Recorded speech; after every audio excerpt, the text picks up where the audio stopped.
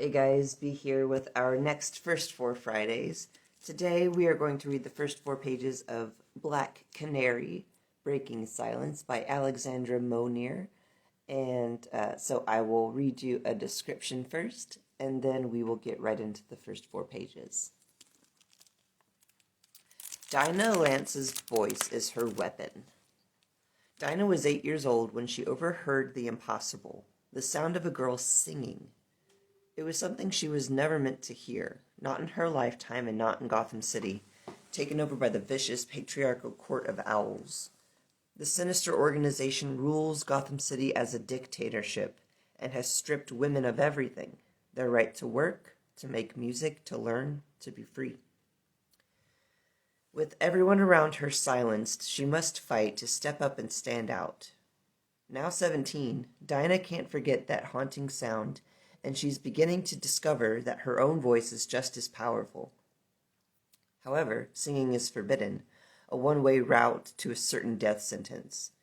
Fighting to balance her father's desire to keep her safe, a blossoming romance with mysterious new student Oliver Queen, and her own need to help other women and girls rise up, Dinah wonders if her song will finally be heard, and will her voice be powerful enough to destroy the Court of Owls once and for all? In a near-future world where women have no rights, Black Canary won't hesitate to use everything she has, including her song, to fight back. Black Canary by Alexandra Monir.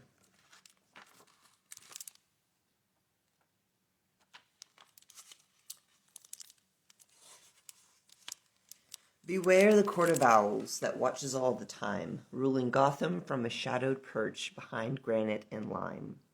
They watch you at your hearth, they watch you in your bed. Speak not a whispered word of them, or they'll send the talon for your head. Old Gotham City Nursery Rhyme by S.S. Chapter 1. The weeds climbed from soil to sky on all sides of Robinson Park, shrouding the abandoned grounds from the rest of Gotham City. Dinah Lance had grown up driving past this stretch, watching the once flourishing park fade over the course of her childhood. The greenery had been the first to go, shriveling up and turning the color of mud. An army of vines came next, emerging from the ground and crawling up every bench, slide, and swing, until soon the whole space was too overgrown to see through. It used to be just another grim sight Dinah passed on her way to school, a reminder of all the ways the Court of Owls had failed their city. But today was different. Today she knew what was hidden inside. Please tell us you're not serious about this. Dinah's best friend Mandy Harper shuddered as she stared across the street. That place looks like a hangout for serial killers. Yeah, it's clearly been shut down for a reason, Ty Carver, the third member of their trio, said with a grimace.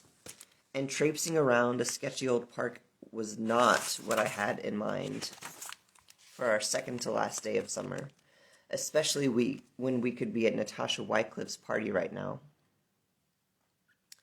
You guys can chicken out if you want, but I'm going in, Dinah said, striding ahead of them.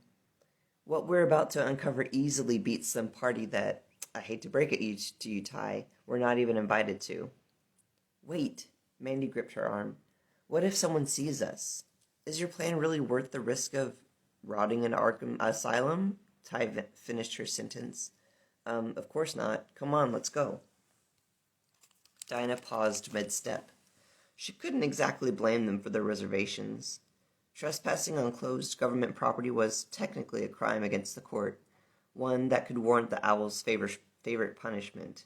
A prison sentence at Arkham used to be reserved for the most dangerous, deranged criminals in the city, but these days there was an entirely different group behind bars. The court had repurposed Arkham, warping it into a torture chamber for anyone who dared to oppose them. It was a place where roles were reversed, with known criminals running the show and would-be heroes languishing in their cells. The kind of place you tried to avoid at all costs. Still, Gotham City's rulers had far bigger fish to fry than high school students poking around a rundown park. Dinah hadn't heard of anyone their age winding up in Arkham, yet. Getting caught was a long shot. And for better or worse, her want was greater than her fear. It's totally deserted. No one's going to know if we were ever there, much less throw us in Arkham over it, she said. And if we did somehow get caught, I would be the one to take the blame anyway. She looked back at the two of them as a beam of light from a street lamp crossed their faces, highlighting Mandy's gold-flecked brown eyes, dark brown skin, and wary expression, and Ty's pale skin and light blue eyes, jittery behind his glasses. Dinah felt a twinge of guilt for taking them into this. You don't have to come with me if you really hate the idea. Mandy gave her a wry smile and pulled a tiny can of pepper spray from her shirt pocket. I mean, we're obviously not going to let you go in there alone. We're not? Ty cracked. Dinah wouldn't have been surprised if he was only half kidding. As much as he cared about her, Ty also happened to be the furthest thing from a risk-taker. This just better be worth it, Mandy added. It will be. Dinah grinned at her two oldest friends, looping an arm through each of theirs as they crossed to the darker side of the street. The towering curtain of weeds rose up to meet them. It surrounded the park's perimeter, blocking every entrance. What are we supposed to do now? Ty asked, raising an eyebrow. Just follow me. Dinah took a deep breath and slid sideways into the weeds, feeling them part just enough to let her through before swallowing her up in stems and leaves. They scratched at her skin as she elbowed her way forward, toward a half-buried entrance gate. A tangle of bare branches poked through the gate's iron bars, like spindly arms pushing her away.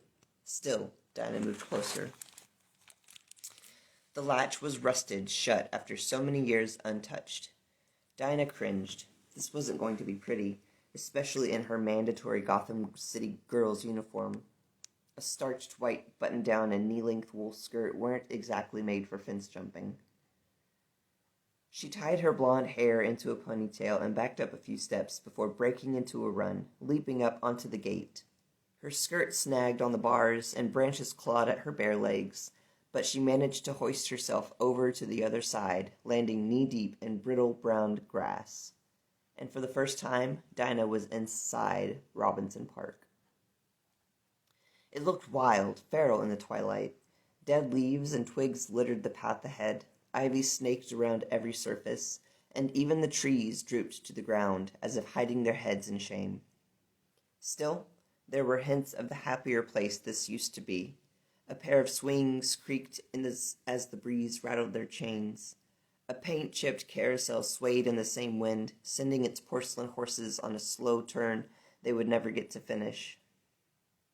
Dinah stepped up to the horse nearest her, a gray thoroughbred with a cracked white mane. Its mouth was open in an expression meant to be a smile, but time had reshaped it so that the horse now appeared to be baring its teeth. Dinah shivered, stepping back. Just then, Mandy came hurtling over the gate, landing with a flying leap. She actually managed to make it look graceful, even in her constricting uniform, and Dinah couldn't help but clap as her friend's feet hit the ground. Think of the gymnast I could have been, Mandy joked, dropping into a playful bow. It was a running gag between her and Dinah, albeit not a very funny one, remarking on all the different things they could have done or become if they had just been born a generation or two earlier, back when girls were allowed to be athletes. And that, dear reader, is the end of the first 4 pages of Black Canary by Alexandra Monir. This book is available for you to check out at the library right now. You can come in and pick it up. If you do, let me know how it is. I'd love to know. And in the meantime, I hope you all have a great weekend. Be safe, be kind, wash your hands, and we'll see you next Friday. Bye, guys.